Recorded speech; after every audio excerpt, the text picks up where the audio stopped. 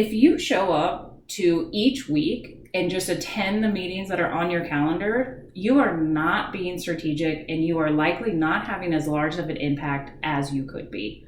It is critical to demonstrate your value and focus on your needle moving activities to have a productivity and time management system in place.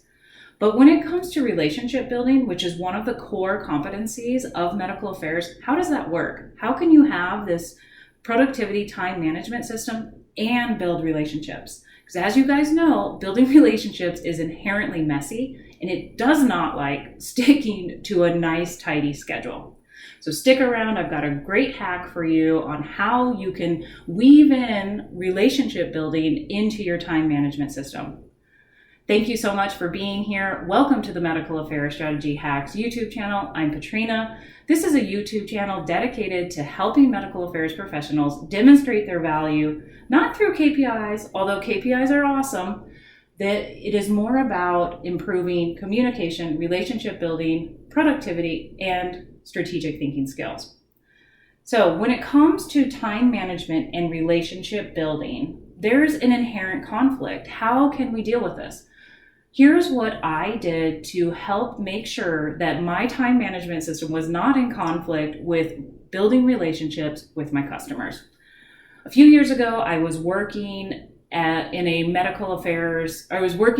medical affairs teams, and I was completely overwhelmed. It was just, the workload was completely unmanageable. I had a complete breakdown. This is when I got obsessed with productivity and time management.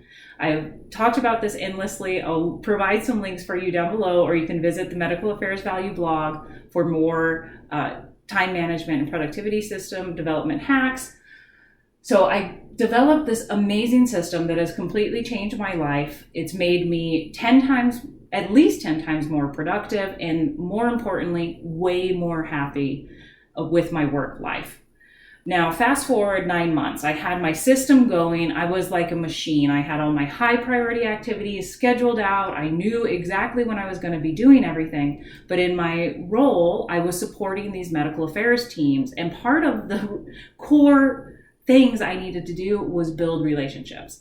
So suddenly, with my time management system, if I had a medical director call me to discuss a new territory planning idea that he had, or an MSL call me to discuss, ask a question about insights, all of a sudden my whole schedule would be thrown. And this really got me thinking.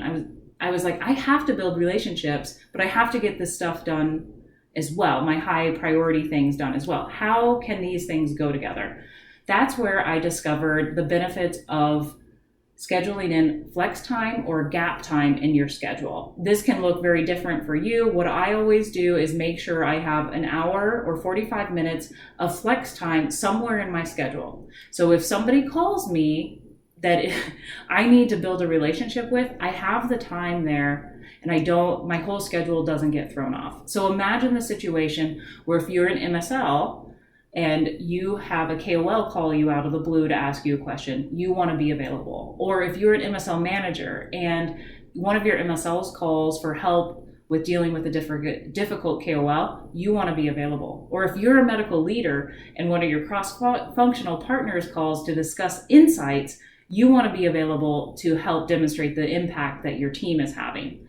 That's where having a little bit of flexibility in your schedule really helps. If you're going from back-to-back meetings, you're not going to be available in any of those use cases or examples that I just gave to help build the relationship. So think about how you can start having a little bit more flex time in your calendar. This will help you jump on those opportunities when they pop up, and it'll give you a little bit of a break. What do you do in your time management system currently? How do you help accommodate these ad hoc or sometimes urgent requests that come up without stealing all your time away and taking away your focus from your high priority, your strategic needle moving activities? Please share that down below. If you found anything useful in this hack, please be sure to like and subscribe to the YouTube channel. Also, if you want to read more about time management and productivity, I've got a load of articles up on the Medical Affairs Value blog. Jump over there to check that out. Additionally, I produce new content on a weekly basis, so subscribe to my newsletter to get a nice little summary every Monday morning. Thank you.